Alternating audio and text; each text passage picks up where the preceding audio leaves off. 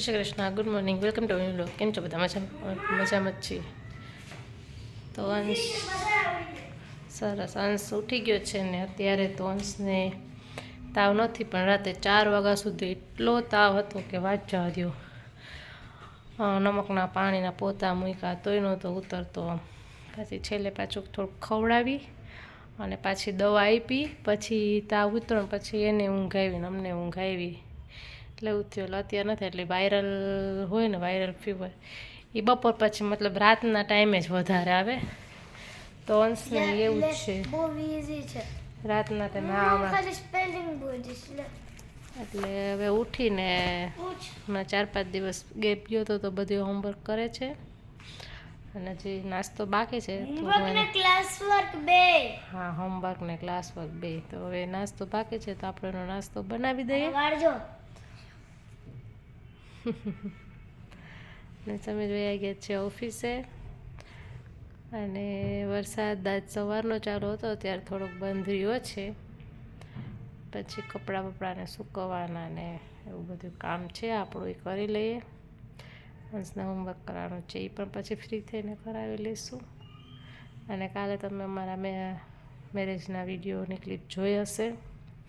આજે પણ એકાદી 2 મૂકીશ, એટલે રોજ થોડી વિડીયોમાં મૂકતી જઈશ, એટલે રોજ થોડું જોતા જાજો. તો ચાલો અંશનો નાસ્તો કરી લઈએ ને પછી આપણે મળશું ફ્રી થઈને. તો આજે આપણે સવારે નાસ્તો કર્યો તો મોડું, તો બપોરે બહુ કોઈને જમવાની ઈચ્છા નહોતી. અંશ તો 11:30 ઉઠ્યો તો એને 11:30 ખાધું હતું. તો હવે અત્યારે આપણે બનાવ્યો છે પાક. તો ગરમા ગરમ પાક બધાય ખાઈ લઈએ, એટલે જમવાની જરૂર ના પડે ને હેલ્ધી ને હેવી થઈ જાય. તો આવી જાઓ પાક ખાવા માટે. તો જો તો પાક બનીને રેડી છે, ખાઈ લઈએ. વધશે એ પાછો ગરમ કરીને ડીશમાં ઓલો કરી નાખશું. બાકી થઈ ગયું છે તૈયાર, મસ્ત મજેદાર. ચાલો ખાઈ લઈએ.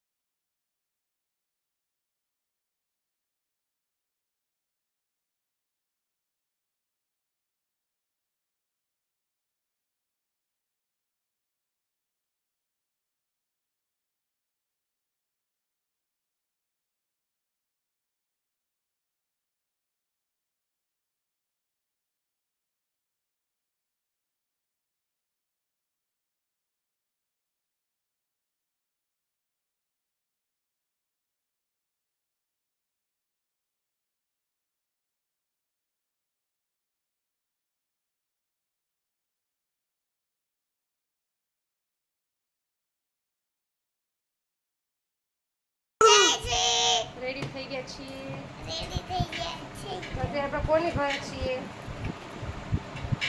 મામીની ઘરે. મામાનું ઘર છે, હજી મામીનું નથી. મામી એટલે એની મામીનું કે મારું કે મારું કે અંશ એના મામાનું કે છે ને એની મામીનું કે કા. તો કેમ કોઈ કહેતી ને ઈ મમ્મીનું ઘર નથી. ઈ મમ્મીએ મેકઅપ કરી દીધો ને એટલે ચપ્પલ પહેરો. હાલો જાય છે ગરબા રમવા માટે, રેડી થઈ ગયા છીએ.